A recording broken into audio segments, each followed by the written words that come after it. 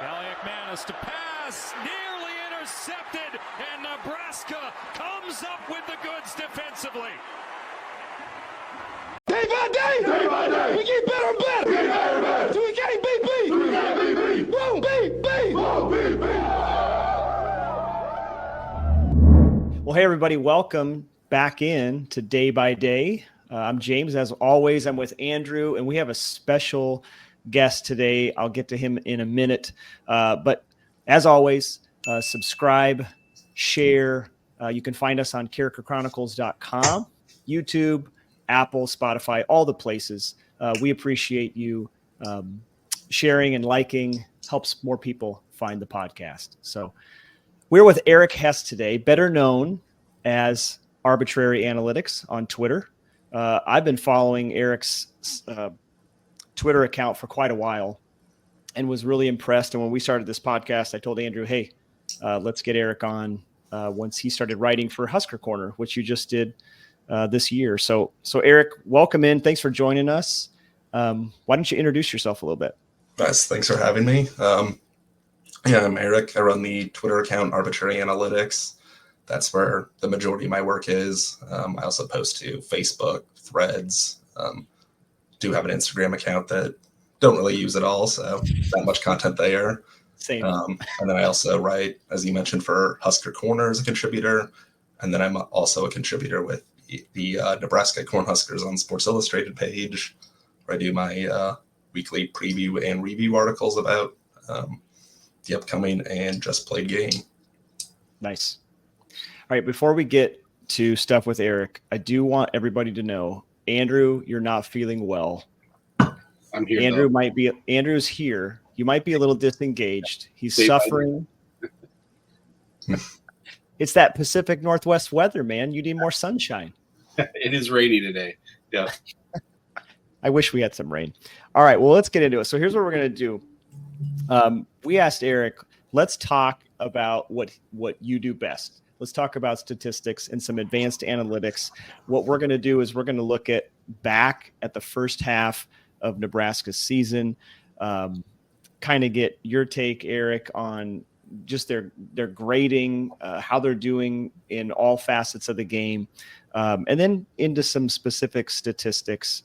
And I know you dug up some stuff that you want to share looking back at the first 6 games. Before we get into that, just in general, Eric, I want to know, did you expect Nebraska to be 5-1 halfway through? I would say yes. It was either 5-1 or 6-0.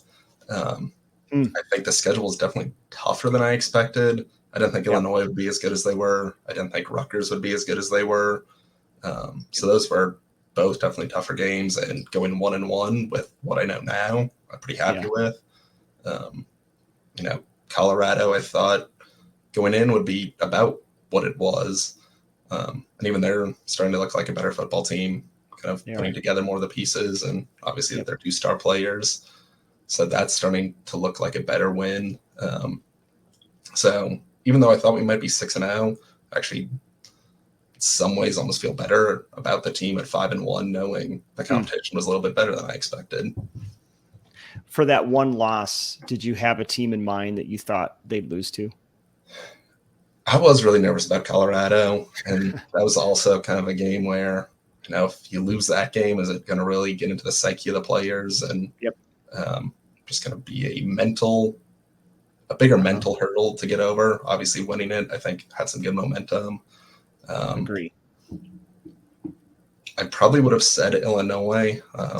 Talked about it in my preview article, just Nebraska's struggled against Brett Bielema historically, also being a kind of a primetime game, Friday night. Yep. It seems like when Nebraska plays in those isolated games, I expect bad things to happen. I definitely thought at halftime of that game, Nebraska was going to be in control and win it. So the result was even a little more disappointing after halftime. For sure. Having my hopes a little bit elevated after the first half. Now, I don't know if you've seen the posts I put on Twitter related to this podcast, but Andrew and I have had an uncanny ability to predict things. But I'm frustrated because I should have predicted the Illinois loss on the podcast. I changed my mind. In my Husker Corner article before the year, I went game by game. I predicted an Illinois loss, and then I felt really good about how we were playing. And then I think I said, I don't know what the score was, but I predicted a win, and I wish I could go back and say, no, we're going to lose, and kept my original prediction. So what was your original prediction for the season? 8-4. Okay. And 6-1 going into Ohio State. Yeah, we both had 6-1. I think I had a loss to Purdue. You had a loss to Illinois. Yeah. Which now looks really silly. You have to admit that you predicted we'd lose. Road game. Andrew, so last thing before we get to Eric's grades, did you kind of thought 5-1? You're happy with 5-1? Yeah. Obviously 6-0. That the hype train was rolling, and that's easy to kind of latch onto that and hope. But realistically, 5-1, and man, I kind of just drink whatever rule is mixing for us. So him talking about that. Yeah, right. Him talking about the team needing that loss and the team needing this, like, I believe it, and so I do think hopefully that helps us as we go through the season. So that's great. Okay, well, where there's no hype, statistics. They are what they are. They're hard. They're reality. The old saying, you are what your record says you are. Maybe, Eric, you would disagree and say, hey, maybe you get some lucky bounces here or there, but the stats aren't in your favor. That's what we're going to get into. So when you look at how you would grade Nebraska, and however you want to do it, whether you're going by position groups, just the three main areas of offense, defense, special teams, how would you grade Nebraska in the first half of the year? As an overall, I would say definitely above average. There's definitely a lot of room for improvement in a lot of areas, and I'll get into some of that. Do want to mention one stat I'll mention a lot today. It's called EPA, or expected points added. The idea behind this stat is, instead of giving all the credit for the touchdown to the guy who actually scores it or the kicker who makes the field goal for the points, it really divides up the credit across the entire drive. So say on first down on the drive, you have an 80-yard pass play that the guy gets tackled at the 1-yard line, and then the running back runs it in. EPA is going to give the majority of the credit for that long pass play that gets them in scoring position, and only a tiny amount of credit to the guy who finally scores that touchdown, because unless you're Rutgers offense, by the time you get to the 1 or 2, you're probably going to score a touchdown. So is that one of your, like, if you have a favorite statistic, like, is that one of the core stats you go to often? Yes, that's something I really like to talk about. In my preview article, I usually have a graph of the quarterback's EPA I guess I'll call it the cumulative EPA. So it essentially shows throughout the course of all the games, all those positive plays makes the EPA go up for the offense. A sack or an interception would be a negative EPA play, since your opponent is now more likely to score next. So it really shows kind of the journey of the quarterbacks throughout the season. Raiola so far this year has been a nice, steady upward climb. So, every game he's contributing to winning. In the past seasons, we had a lot more variance, where you might have 3 good games that go up a lot, and then 2 bad games, and it's back to essentially 0. Last year, all of our quarterbacks finished with a negative EPA. Not surprising. Yeah, with all the turnovers, going to be losing a lot of points in those situations. So that's really the core of a lot of football analytics is what is that EPA? Can be kind of tricky when dividing it amongst players, since I'll give credit to the running back for their rushing EPA, but obviously the offensive line is going to have a lot to do with setting up a run, or dividing it between the wide receiver and the quarterback. A lot of times I'll credit both for the entire EPA for the play when I'm comparing quarterbacks versus comparing wide receivers. Okay, so this is fascinating. So you're the statistics guy. I'm not. Andrew, I don't think you are. I mean, I like looking at statistics, but Eric, you're a data professional. So you were talking about Yule credit. So is there a consensus among statisticians in terms of how to calculate EPA, or is some of it subjective? EPA is not to get too boring, but it's just a statistical model to really say, what is the probability of the next points? Is it going to be a field goal? Is it going to be a touchdown? Is it going to be an opponent field goal? So the inputs to that model are things like down, distance, field position, time remaining in the half. Most of college football Twitter that you'll see uses one model that's, I guess, one of two models, but it's all being sourced through the website collegefootballdata.com. Okay.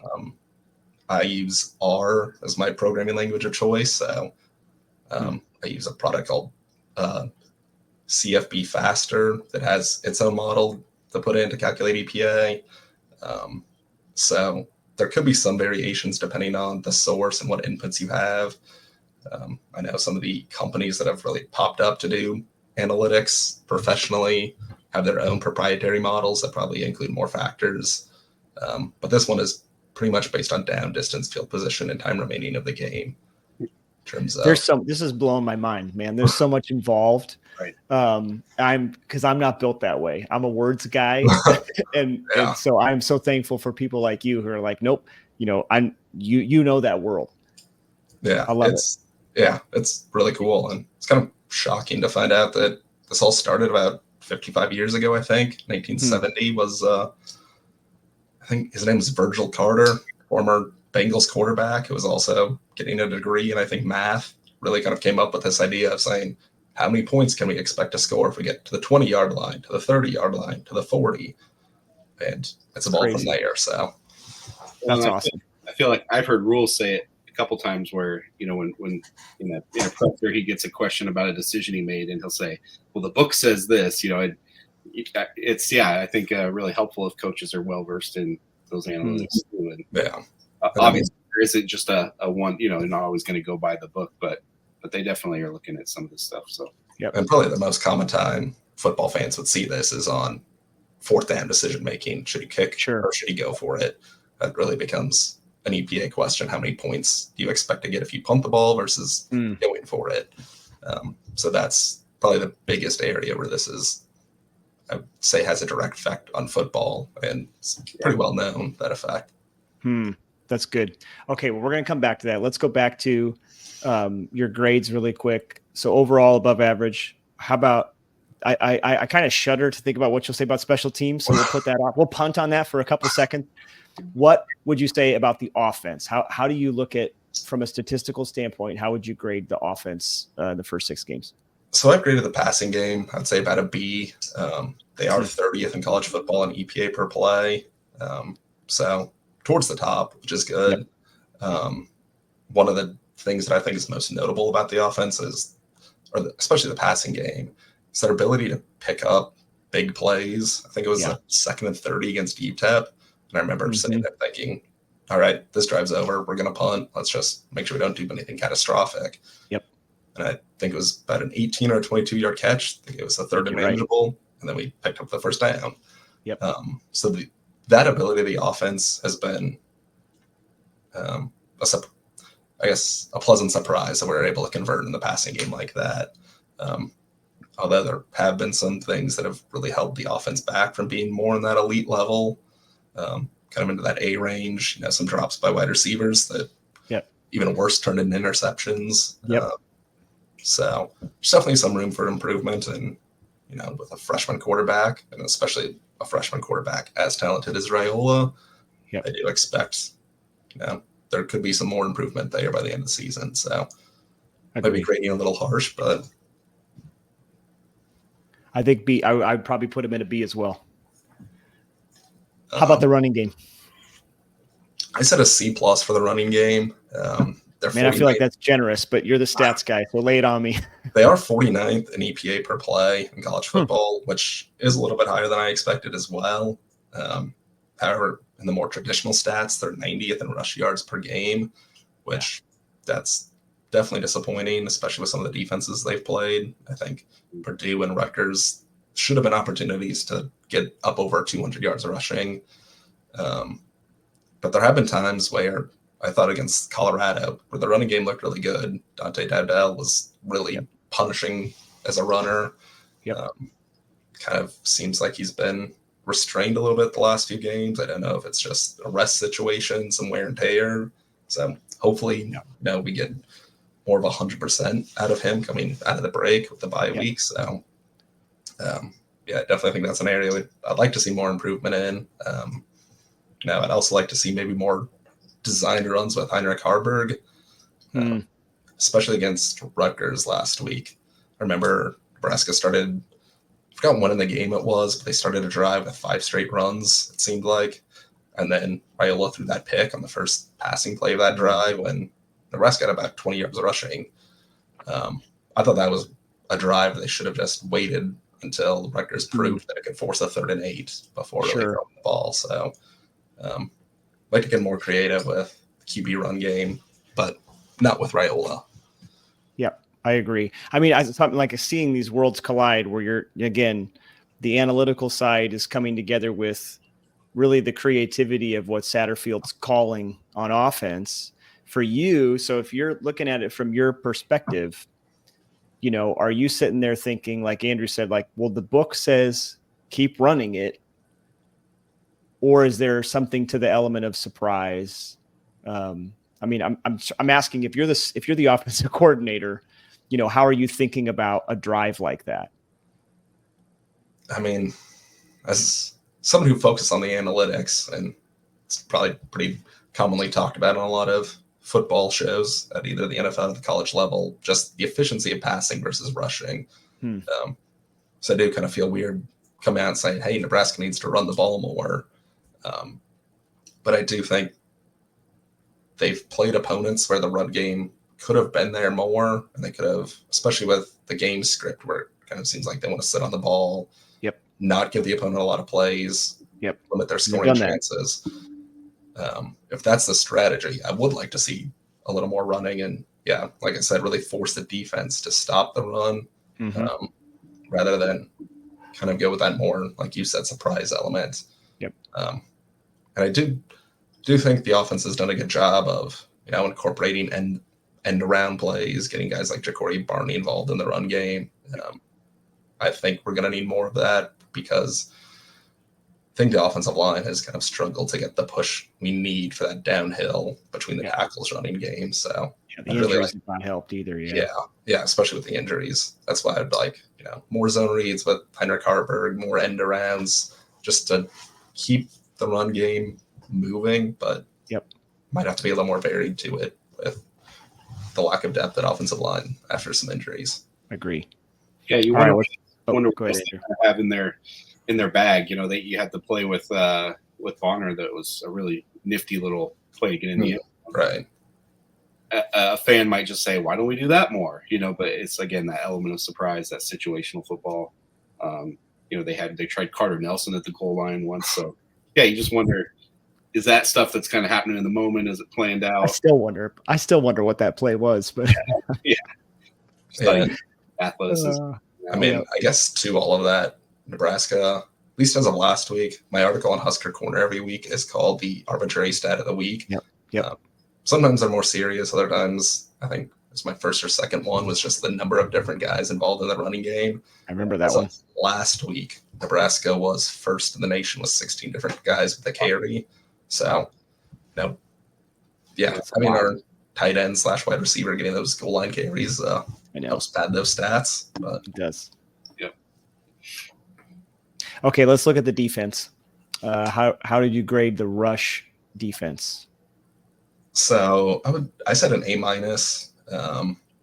They have given up a little more EPA than I expected. I do think that's more of just some runs that have picked up first downs because those are big positives for the offense, just increasing your chance to score if you get a new set of downs. But I mean, the biggest thing about the run defense, I think, is the fact that they've given up 0 rushing touchdowns this season. Only team in the country to do that. And I did look, not to get ahead of ourselves, but I know one of the questions you talked about was, why is this team 5-1? Yeah. Why have they lost more games? No, I really think it comes down to that. And, there's a very short list of teams that have done this over the past 8 or so years, excluding the COVID year since things were even more weird. So, I mean, that's a little bit later. that series against Rutgers where they had to make 6 stops. Mm-hmm. And I mean, for the most part in the first series, Monangai did what he wanted and then struggled the rest of the game. But yeah, that's that goal line stand where like they couldn't get 6 feet. Yeah.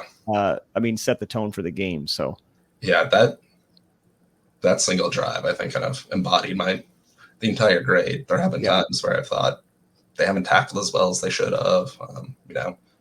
They let guys slip by, like the first quarter against Rutgers. Yep. I was getting pretty nervous. And then I think they rushed for 70 in the first quarter, then 8 the rest of the game. So it's when you can really lock down like that or on those goal line stands that's the more important part, I'd say. So to do well there. All right, how about the passing defense? I also went with an A- there. Kind of wavered in between a few different grades. I think it would be an A if they were playing healthy. Missing Tommy Hill was, definitely hurts. But then you have a guy like Sierra Wright step up and also show that he can be a starting corner. So once they get Hill back, I'm excited to see how well that unit can play. But they're 38th in EPA allowed per drop back. 7 picks on the season is tied for 13th in the nation, and they're tied for 5th in sacks. So I mean, really, would you agree with outside of the Illinois game, they've been pretty solid? Yeah. I mean, there was I think our guy tripped against Rutgers and then had the ball bounce off the guy's face. That would have been a touchdown. Yeah. But other than Illinois and that one play against Rutgers, it's been a really good unit. It has. The fact that they were able to take away Travis Hunter, I mean, I think he still had maybe 90 yards against Nebraska, but that's better than a lot of made him work for it. Yep. Okay. Special teams. I don't know where you want to start or how you're going to do this, or maybe you're just going to say, you know what, it's an F and we can move on. But how do you grade special teams? There's so many elements, right? There's kick coverage, there's punt coverage, there's kick return, punt return. So how do you go about evaluating special teams? Special teams is an area I don't look at as often. It generally blends into the background, especially in analytics. This year, it definitely hasn't. Unfortunately, there was a data error with ESPN. I don't know if you try to check the ESPN app for stats during the Rutgers game, but ESPN just didn't have Nebraska stats. So I don't have EPA numbers for Rutgers yet. You know what? I'm glad you said that because I thought I was crazy. Oh. I went back. Well, it was like Sunday night, and I just happened to go on the app, and I wanted to look back at the play-by-play because I was trying to find a sequence. I was at the game, and so I didn't watch it on television, and so I'm trying to go back to remember, and they didn't have it. And I'm like, what? This is weird. And I thought it was my app, just my phone or whatever. But so, okay, that makes sense. Yeah. So, the team at collegefootballdata.com and CFB Faster, they're getting an alternative source. So we will have that play-by-play data there. That's great. But there was more I wanted to look into there that don't have the data for. I just said sometimes it's an F, sometimes it's an A. The fact that we did have some field position flipping punts, that's an A. And our one loss this season against Illinois, I called out the average starting field position is one of the biggest factors in the loss that game. Illinois was starting on their own 42. Jeez. So with their kicker, I think it was only, if Illinois got 2 first downs, they'd already be in field goal range. Yep. That was something that Nebraska definitely cleaned up versus Purdue, and giving up short fields because he missed a field goal or a punt's getting blocked. That's going to make it really hard to win games. Letting Rutgers start a drive at the 2-yard line, but the fact that we were able to flip the field position a few times, that we might have started a drive at our own 10 and then kicked the ball back, and now Rutgers is starting at their own 15. That type of play is an A in my book, but with the number of kicks we've had blocked, field goals, punts, etc., the blocking on the special teams, I mean, just the snap and hold sequence, the struggles there. I mean, I don't think you can grade those any better than an F. Yeah, agree. I'm assuming you'd agree, Andrew, because I think we talked about that in our last episode. Yep. Well, I'm curious, Eric, when it comes to the decision making, put yourself in coach's shoes. Is there a certain distance on fourth down where you're like definite field goal odds feel like they're in our favor, or is there a point on the field where you feel comfortable? Like what's that range? And then obviously we all look at it because hindsight, but the 4th and 3, you wish they had just gone for it instead of kicked it that down. But I'm just curious, kind of from an analytics standpoint, where you think the coaches' minds are at when it comes down to making those decisions. I haven't looked into it specifically for Nebraska. It's on one of the things I want to try to look at during the bye week this week. Kind of my, I guess, personal opinion, which is just influenced by someone who's interested in the analytics, is I think if Nebraska gets within the 40, I think it needs to be 4-down territory at that point, especially with just the amount of weapons the Nebraska offense has. It's got 2 standout receivers in Nair and Banks, 2 elite. Well, one's kind of a wide receiver now, but 2 great tight end targets. And just it seems like Nebraska can really pick up those first downs when they need. Yeah. So I would rather just leave the offense out there and let some of those playmakers make plays. You can get weird with some of those end around things or just fake those with some motion and keep the offense out there more because the offense is really good. And I think it's got a chance to put up more points if just has more opportunities. Yep. Opportunities, rhythm. I think, this is kind of moving away from the conversation, but, finding the right personnel, and maybe there's, as you would look at individual EPA, I think there's personnel decisions that need to be made in the second half of the season, and maybe the bye week will flesh a lot of this out. I've been a big proponent of getting Emmett Johnson back on the field. I don't know if you know off the top of your head what his EPA is. I think it would have to be more than the other running backs, but I cannot remember how often we've scored on drives he's contributed to, but trying to get the right personnel to get the right rhythm going is going to be a key thing for the offense.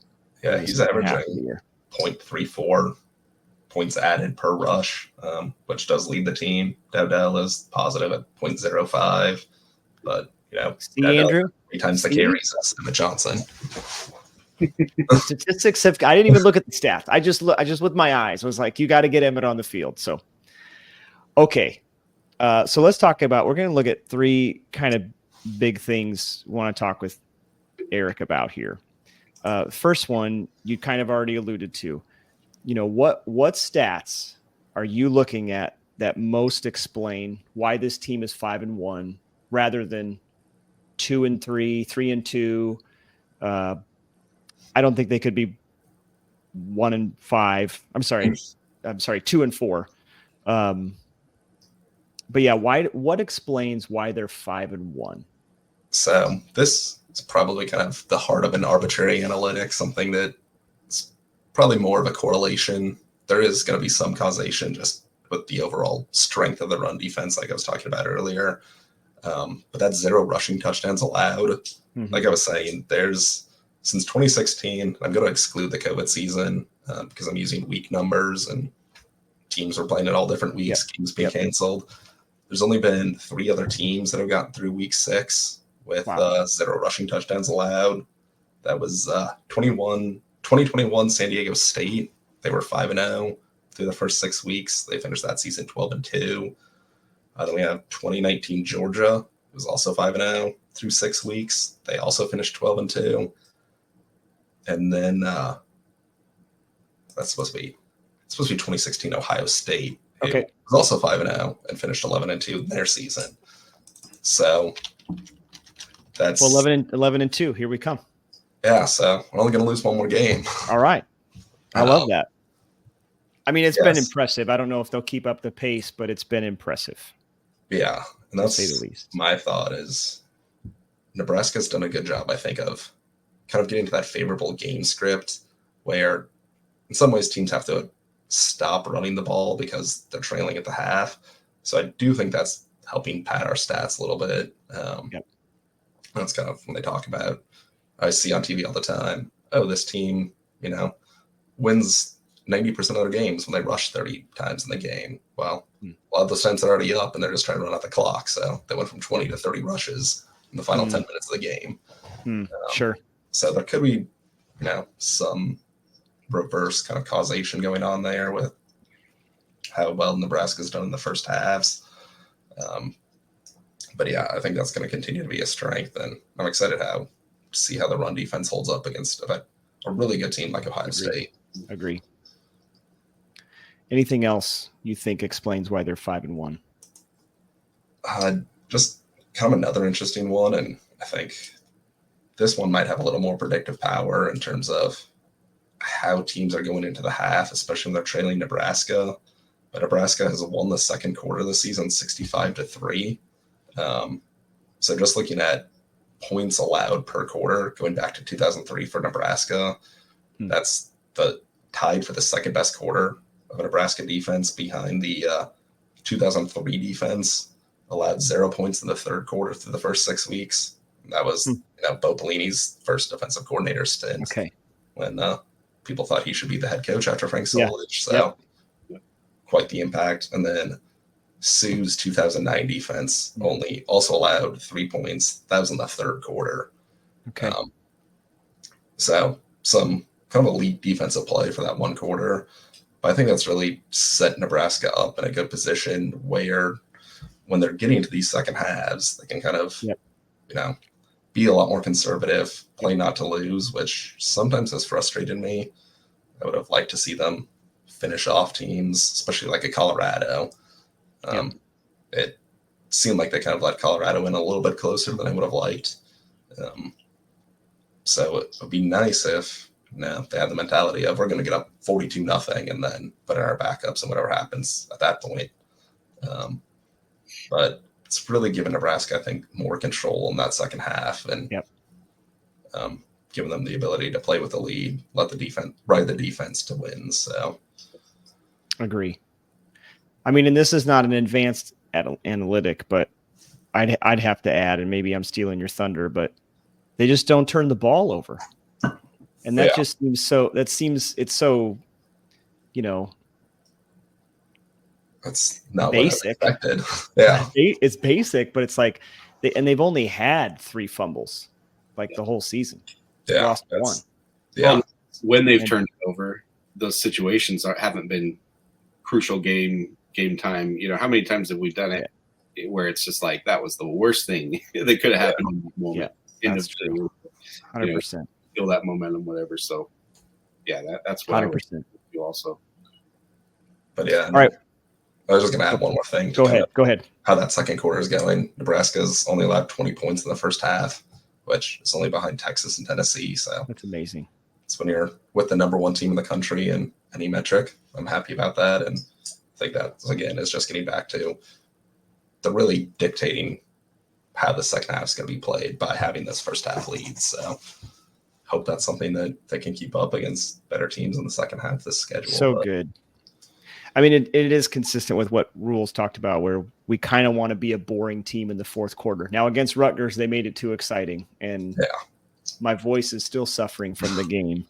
But I love it. Like, I would rather have a team that's like, we're going to put you away by halftime, and then we're going to play half the third quarter, then get our backups in, build depth. So I think it's consistent with what he wants in order to build a program. Yeah, definitely. All right, what stat has most surprised you so far? And maybe contrasting it with what you saw on the field last year. What has most surprised you this year? Well, going into this season, with Nebraska getting Dylan Raiola, strong arm quarterback, some veteran wide receivers, and just some of the elite speed that they had last year with Malachi Coleman. I was expecting, a really explosive offense, but Nebraska is ranking below average in explosive play rate, which is, again, another EPA metric. So site I use considers it an explosive play if the passing EPA is greater than 2.4 or the rushing EPA is 1.8. So I was expecting Nebraska was going to kind of be a feast or famine offense, hitting big 60-yard touchdown passes regularly, but maybe struggling to get some of those shorter throws, just those moving the chain yards. So I thought it was really going to rely on explosive plays. But the inverse of that is that Nebraska's top 20 in the non-explosive play rate. So they've really just been kind of moving the ball well at times, especially in the first halves. So just kind of more methodical drives. And I think some of that does come to what you were talking about. They're not turning the ball over. They're kind of doing the safe thing, getting, the 6-yard pass to one of these guys, or throwing the screen pass that we're able to actually break for, 5 to 10 yards this year, whereas in the past, the screen was an automatic 3-yard loss, I thought. Yeah. So, yeah, that was really, I guess, wasn't my expectation for the team. But I think it is maybe a good sign, especially with a young quarterback, that we are doing the little things right. We're not relying on just, hey, this guy has immense talent, let's just throw the ball around. Yep. That's good. And I think the big plays will come eventually, if not this year, next year. I mean, it's hard to imagine. I feel like there's times where we've already taken Dylan Raiola for granted. Mm-hmm. And you forget, he still only played 6 college games. And so I appreciate the long drive. I mean, the first drive against Rutgers, we had the ball for 5 minutes and we ended up punting. It got blocked, but it's like the offense did its job in a Big Ten game when it's windy, and then the special team comes in and F. So, that's good.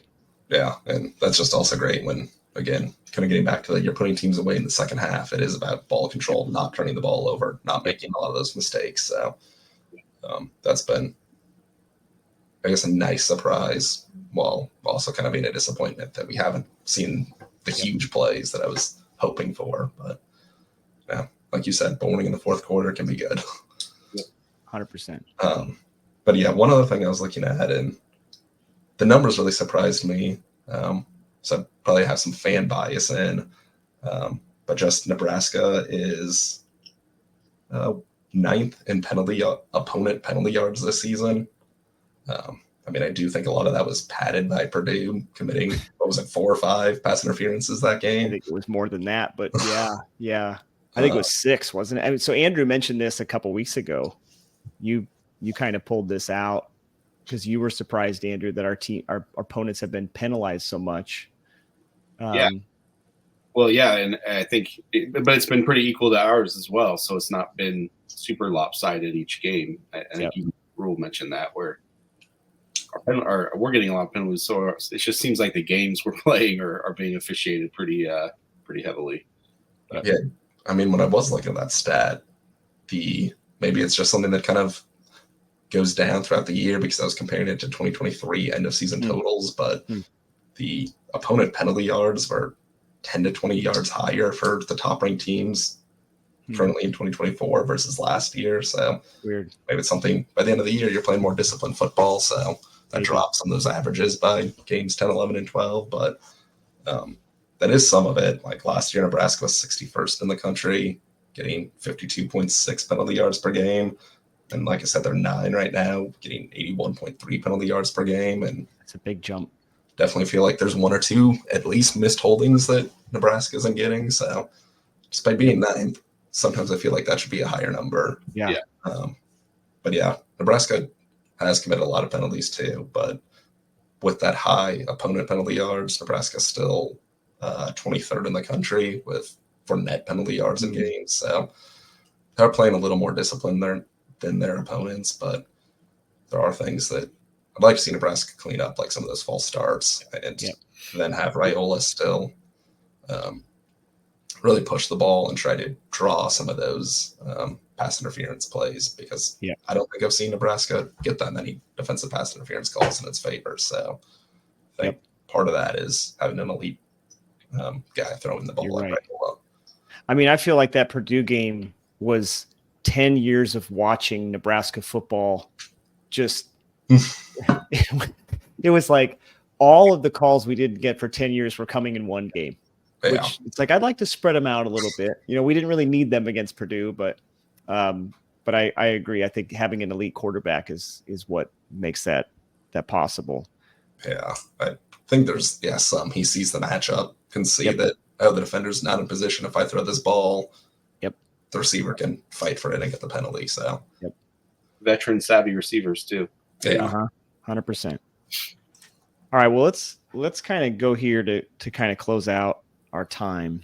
What needs to improve analytics wise in the last half so we don't see a tailspin of losses to end the year? We need one game to go to a bowl game. We need to win one game to go to a bowl. That's all we want. I would love 8 wins. I just want one.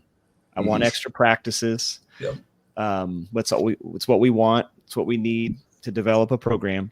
So what statistics have to improve? And they could be ones you've already mentioned, so that Nebraska ends the year on a positive note. Start with the obvious one. Don't have a stat to back it up, but just special teams, however you want to say. The blocking, the holding, the snapping, just so many parts of that process. Yep. I think that could definitely cost Nebraska a game or two if some of those things don't get resolved. Yeah, you don't need a stat to back that up. Yeah, that's a pure eye test one. One thing I did notice was the Nebraska's third down EPA success rate. So again, this is based on defense. On defense. So again, this is based on EPA. So it's not necessarily the same as third down conversion rate by our opponent's offenses. But Nebraska's 94th in the nation in that statistic. So I think that's really a sign of Nebraska on third down might not be giving up, the first down, because I think we're 40th in third down conversion rate. So we're above average there. Okay. But it seems like Nebraska's leaving too many fourth and, 2s, 4th and 3s, where against maybe a better team, they're going to decide to leave their offense out there. Now they have another chance to convert that. Yep. So it's really about, if you have success on first and second down, making sure you're not putting the opposing offensive coordinator in the decision of, can we pick up this fourth down conversion now because we got 8 yards on 3rd and 10. Yep. Now it's a consideration. So that's one thing I'd like to see a little bit better, because I do think there's been some too where it's been like a 3rd and 15 and we give up a screen pass that goes for 14 yards. And I think it happened against Rutgers. Yeah. I think of the third or fourth quarter that happened. Yeah. Yeah, there's just been a lot of times that I've been watching and I look to see, okay, where's the ball being spotted, because they got way closer to the first down marker than I expected them to. And so that's one area that I think they need to improve, despite how great the defense has been. Sure. Just a slight improvement there, I think, could win a lot of football games. And then, I know I touched on this earlier, but the second half scoring, Nebraska's 30th worst in second half scoring. This is the second worst Nebraska's been through 6 games since 2003. Second half scoring. I mean, some of it has been the game script where they've jumped out to those big first half leads. But like I said, I'd like to see a little more balance, trying to jump on teams to come out of halftime that third quarter to make sure there's no chance of a comeback. So that's probably the only other stat is that's good. 8 points on the board in the second half. That's good. I agree. Andrew, how are you feeling? You've been quiet. Anything you want to add to that? No, I think, and it does kind of align with the second half scoring, but yards per rush, yards per carry it is down from last year. I think we're at 3.8 or so yards per carry. So you just struggle. I'd like to see that go up and just more quality runs. Like you said, close out games a little bit more on the ground. So more Emmett, please. All right, Eric. So what do you think Nebraska how will they finish the year? Where do you see him ending up? Prediction was 7-5. Kind of want to still say that. I think I'm going to go 8-4. I think they have been a little bit better than I expected, but there's just a lot of tough games. Indiana, I think, looks really good. Obviously Ohio State. At no point have I expected to win that one, and agree. I do think the gap might be a little bit smaller than I thought between Nebraska and Ohio State, but not enough to change that from a win. UCLA is definitely the game I'm feeling the best about still on the schedule. That could become a must-win for bowl eligibility. USC and Wisconsin, I would probably have as toss-ups. I think Nebraska will get one of those at least. And then I'm feeling cautiously optimistic about Iowa for that 8th win. Haven't watched a lot of Iowa football, but from what I've seen is they still struggle in a lot of the same ways that they have in the past. So, I think I would go with 8-4 at this point. 8-4. Yeah. So you think they're going to pull out 3 more wins? And those would probably be UCLA, Wisconsin, Iowa? Probably. Okay. All right. I'm with you, man. Yeah. I'm of with Wisconsin you. and USC. I really want to beat Indiana just because. Why does Indiana always have to have a weird coach? I know. I was just like, let's beat Indiana. I expected Indiana to be improved. But yeah, they have improved way more than I expected. And more power to them. Props to them, but a little annoying. Yeah, Game on Paper ranks them as the number 1 team for offensive success rate. So yeah, yikes. Going to be a surprisingly really big challenge for our defense that game, and then Ohio State the week after. So if you want to be the best, you got to beat the best, and that's what I hope we could do. So, all right, well, we'll wrap it up there, Eric. This has been good, man. Again, my mind is blown because I know these advanced analytics exist. It's great to meet someone who's like, I do this, I know this, because it's a person behind running again. Looking at the models, and so I just appreciate your work. Follow Eric at Arbitrary Analytics on Twitter. You will not be disappointed, I promise you. And check him out on Husker Corner. And where else do you write? I write for the Nebraska Cornhuskers on Sports Illustrated site. Nebraska Sports Illustrated. Nebraska Cornhuskers on SI. This has been great. Appreciate you coming on. Yes, thanks for having me. It's a great time. All right, guys. Well, enjoy the bye week. I'm going to be in South Dakota with my family. I'm not watching football to take some time off and then come back and immerse myself back in and hopefully beat Indiana. So hope you guys enjoy the bye week. Sounds good. Thanks for having me. Thanks, Eric. All right, everybody. Thanks for listening. We'll see you next time.